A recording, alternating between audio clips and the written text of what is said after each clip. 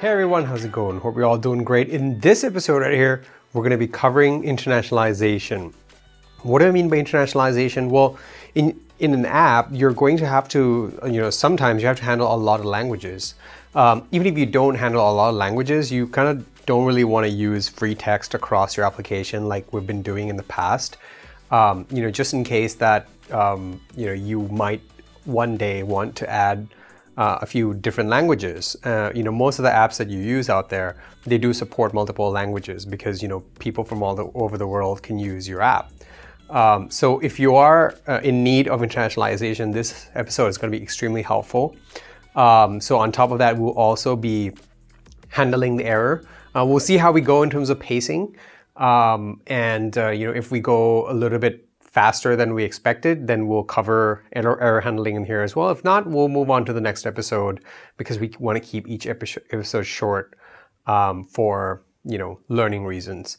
All right, let's take a look at the Frontal Localized library that I have over here. So as you can see, it's really just a higher order function, and it doesn't do very much. All it is just an ability for us to select the right keys based on the language selected. So as you can see here, if we have a local storage, we can store the Locale setting to whatever it is that we want to, but by default, it will just default to the EN, which means we need to supply the Frontal Localized with an EN language, which is the English language, if you will. So let's hop right in. So before we get started, I wanted to mention that, we have code examples on our site. So if you're watching this video on YouTube, you might want to check out our full site. It's the best way to experience our content. You can even get code examples even for member exclusive content. So you can check that out. And you obviously won't be able to watch the video. But if you pay $9 a month, you'll be able to have access to all of our content. And you'll be supporting us and keeping us alive and keeping us going and producing more helpful content for you guys. All right, so let's hop right into the code. So I'm gonna head over here. Let me actually go ahead and internationalize some of the content over here. So for example, let's see this password here, this email here. We can internationalize all this stuff, and that's kind of the easiest way for us to do it. So if I head over into the browser over here, let me see if I have the site started. Nope. So let's hop over here and see where it started. HTTP localhost 8080. Yeah. Okay. So let me remove S from there. There we go. So now we're back here.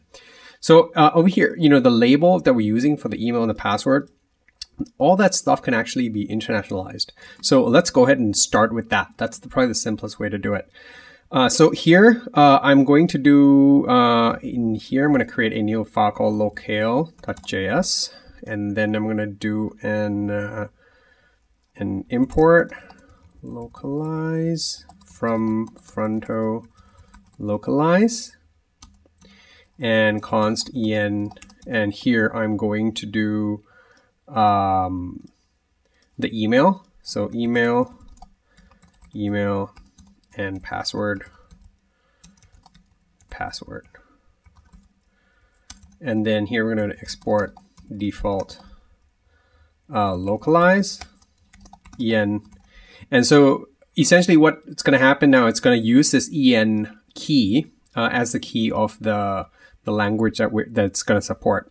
So here all we need to do now to use the locale is just do an import t from locale.js, or just locale will work just fine as well. So now we can actually replace the email. So here I'm going to do t email and then t password. All right, so now let's take a look at our app and see if anything's changed. Nothing should have changed, so this should be working just fine. So you may be wondering like, well, why did I need to do that? Well, considering if you guys had other languages, all you have to do is use const th, or so for example Thai or fr, and then email. So what's the French for? Let's go to translate, and let's do English to French, and here we're gonna do email. Wow. Okay. Let's try password. Mot de passe. My French is not good, so don't yell at me. So email is just the same thing. It's email, and then password is that, whatever that is. Excuse my French. FR.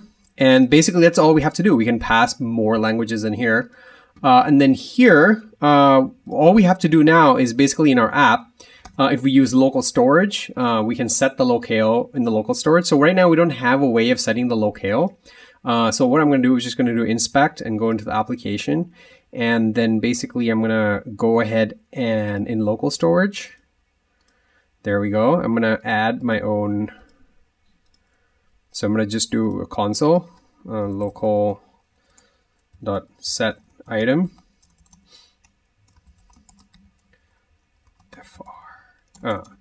Locale FR, hit enter, and now if I go to application, I should be able to see locale FR. So if I do a reload over here, you'll see that it selected the French language as a language over here. So basically all we have to do to change a language or support more languages is just add more of these objects over here basically. So you can do it for whatever, as many languages as you want, and you just have to change the setting in your application. So you could even expose it as a user setting that the user sets. So for now, I'm just going to remove this, and I'm going to set this back to the default English. There we go. And then, I'll leave the details to you guys, like how you guys want to implement that. I will go through and implement like a user setting and all that later, but just not right now. All right, so that pretty much covers the internationalization and the Frontal Localized library. Now we understand where the T is coming from, right? So what we need to do is implement the Locale file, and then basically, finish off handling the error in our sign-in page. And then we have actually a few things we have to discuss. So for example, do we really want to do the set, this set message in here? Or do we want to do it in our component? This is debatable. So some people would like to do everything in here. So basically what that means is in here, you would have to implement the error and invalid email or password in here. And then basically what that means is this callback has to change. And what we can actually do is we can actually implement this as an object and modify this a little bit. Actually, you know what? Let's go ahead and do that. Let's make this, let's remove this set message from here and make this completely, don't have any locale, whatever, right? So, the idea is we should be able to abstract this guy as a library, which means, every app is going to have different text for, error and success and all that. So it should actually not be in here. So what I'm going to do here is I'm going to now modify this function over here. So the callback is going to be callback.success. And so basically we're going to check if the callback object has a success function. And then we're going to call the success function. And if we don't, all we're going to do is so if callback.error, callback.error. So we're going to call the error function if we have the error callback in here. So which means in here, we need to implement this as an object. So success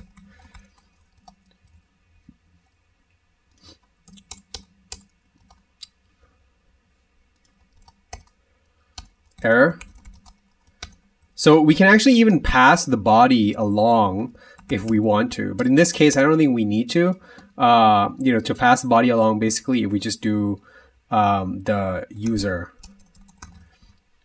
here or here or body. But we don't need to in this case because, we have an empty body. So this will be just fine, just an empty call without any arguments. And here we're going to do something, right? So for now, I'm going to leave this empty as a no-op. So success should continue to work just fine. And then, the callback success should now just should work normally. So if you sign in correctly, it'll redirect us correctly just fine. And then here we have a means of handling the error, which means I don't think we have any reference to any other T in here, any locale. So we can actually remove the locale file, delete. There we go. So that cleans things up quite nicely. So basically all of our error message or whatever is going to be inside of our sign-in component, which makes a lot of sense, right? That's nice. And basically here, all we have to do now is we have to import a few things. The alert component from the React Foundation project. So in the next episode, I'm going to implement that. We're going to import the alert component, and then basically we're going to implement the error callback. All right, so that wraps it up for this episode. In this episode right here, we covered internationalization. So I showed you guys how to, handle internationalization in your projects using Frontal Localized library. It's a very small, simple library that you can just drop into your project and use right away. And also, the way you use it is very nice. You just create a couple of objects, assign it, and basically call it and set the local storage, and you're done.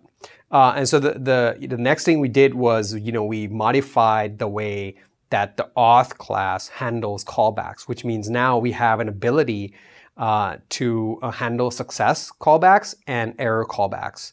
And, you see a lot of this pattern in JavaScript libraries where they'll have, on success or on error or on, complete or whatever.